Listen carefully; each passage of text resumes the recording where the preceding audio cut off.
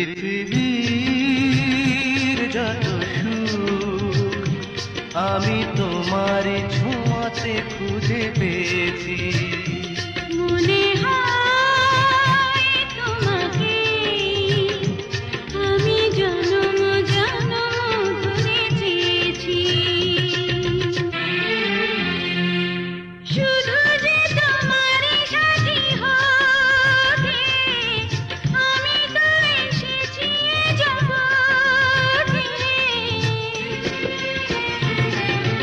এ জগতে